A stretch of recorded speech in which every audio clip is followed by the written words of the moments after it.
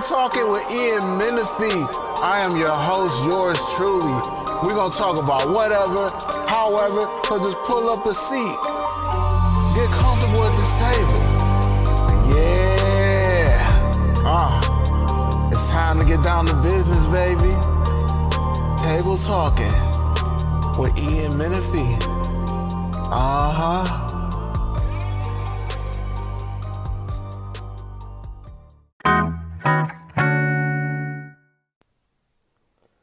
What's up, people? Welcome to Table Talking with Ian Menifee. This is episode 4, called Elderly Patience.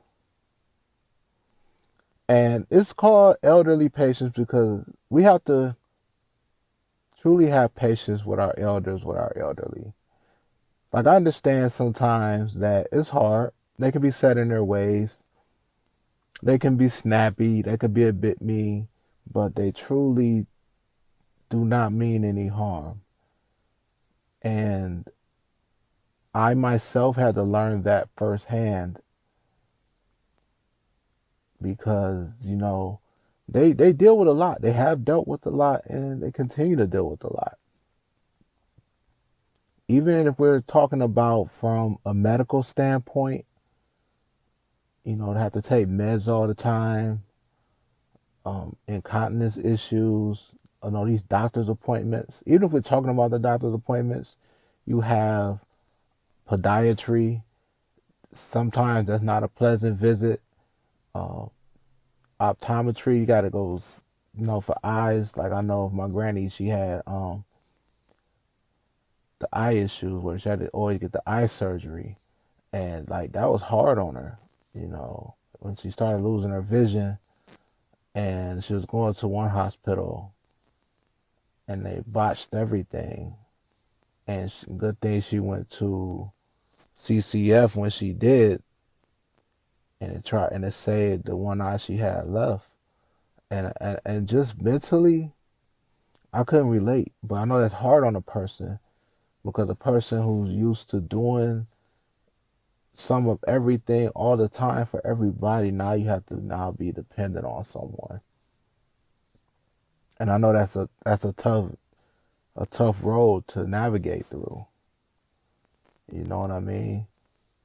Even when our elders go through the Alzheimer's, that is a monster within itself. I don't know if there's even a manual that would begin to help you understand how to cope with a loved one that's going through that, because they are aggressive, they're kind of volatile, but yet they're peaceful, and they also only remember things that's most closest to them, or it seems like far back.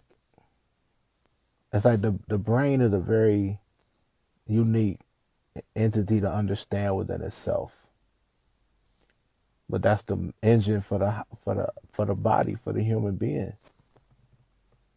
But our loved ones, the elderly, go through so much. Even when I think about the dialysis patients, the things that they have to go through.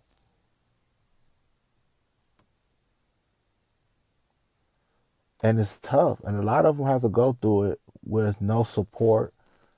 Have to deal with people out here that's not loving, that's not patient.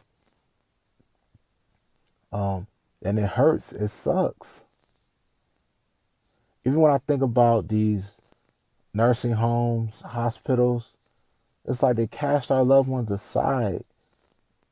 And you have no business doing a job like that unless you are loving, compassionate, patient, empathy, And I think for most patients, it's like once they get in those elements, the family forgets about them, or they may not have a family. And that too wears on them. Even when it comes to their money, their assets, these medical bills, these insurance companies, it's a lot. So even the elderly we encounter in our daily lives, we have to be mindful of this.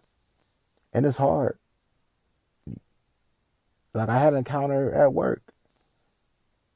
I didn't do anything crazy, but I might have been in a situation where a space mentally where I'm trying to process something that I was going through that day, and I weren't able to do it before work. And then I encountered someone who was visibly frustrated, visibly upset, and snappy. I wasn't rude, but my temperament may have been a little different. And I don't like that. Even when we're out in public, it won't hurt to hold the door a little longer. Or if you see someone in a wheelchair or amputee or someone, who could use a little help, show it in your heart. It's okay. That goes a long way because they're humans too. They're people too. They're just like us.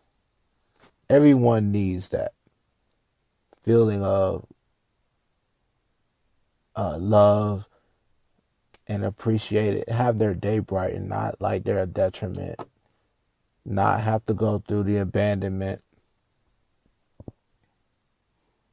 And I know some days can be hard because I was caring for my grandparents. It was like a double whammy. And I had no clue on how to navigate that. And it was hard. Um, excuse me, y'all. It's hard talking about it because the wounds are still fresh. Because that time flew by so fast. And it feels like I spent so much of that time trying to fight people that I should not had to fight to try to do better for them. Because I knew that their time here was short, cut short drastically. And that was a journey that I took on full time in 2020. Like, it feels like for almost my whole life, I've cared for people in one way or the other.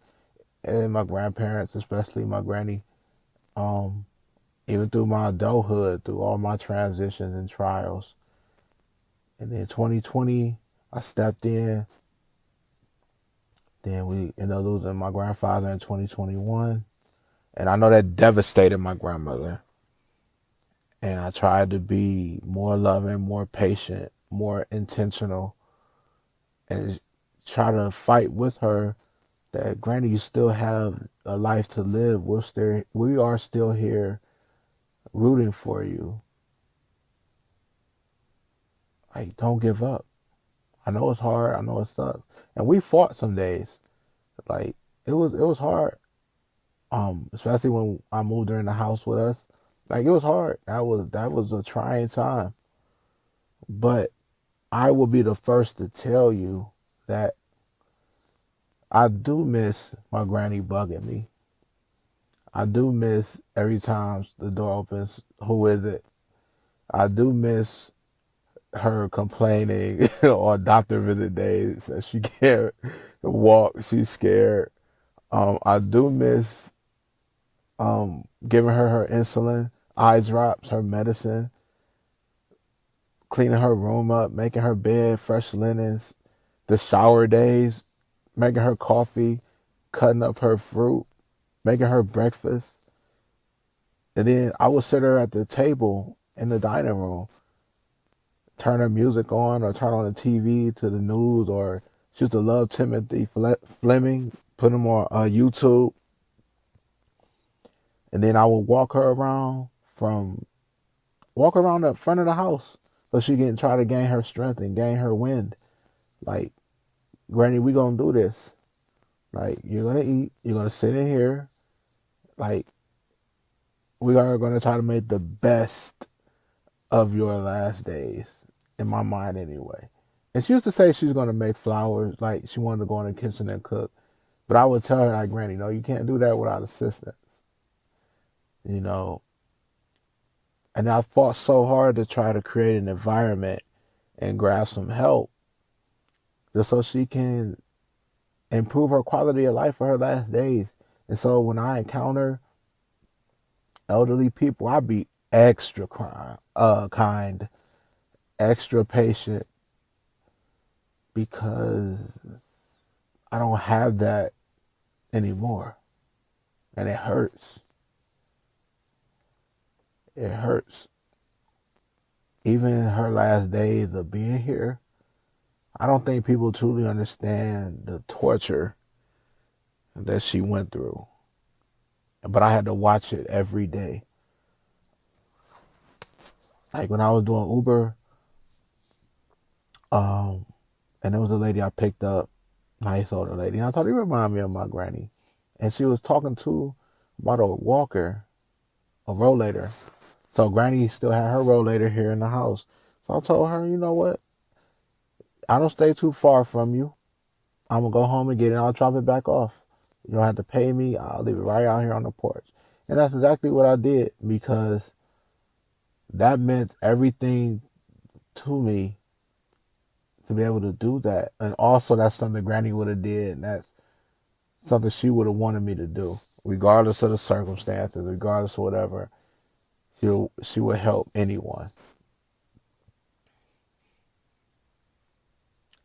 So that's why I wanted this episode to really be a different tone, a different sentiment. Like if you have your grandparents still, if you have your aunts, your uncles, or a neighbor, anybody that has shown love and care and endearment to you, or even if it's a stranger, please be loving, please be patient. Look out for them. Please look out for them. Because they had a journey just like we do. They have trials and tribulations just like we do, but they're still here just like we are. So let's show up for them, because you just never know. And if you are in a position to be a caregiver, please understand that that does take a mental, physical, and emotional toll on you. But surround yourself with awesome people, dope-ass people, the love and the strength and the foundation that you can draw from each other, and more importantly, the person that you're caring for. Because there's going to be some days where it's ugly, but the brighter days will be even better. Trust me when I tell you. And I say that with the purest of genuine energy from my heart, that it will be all worth it. I truly hope that this message, this episode, had enough power to touch someone, because I was touched. And I just want to say it to the universe and to the world. Like, there was times where I was not the perfect grandson by any means. However, I love my grandparents with everything in me, and I gave them everything that I had, even though there's a part of me that felt like I could have given more. But I given everything that I had.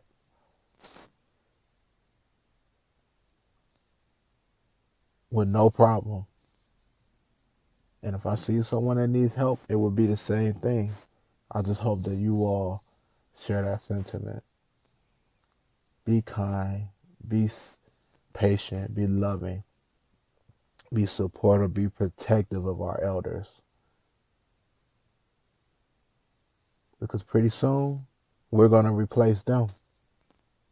You never know what the future may hold, but we may need that same thing in reciprocal. Peace, love, and blessings. Until next time.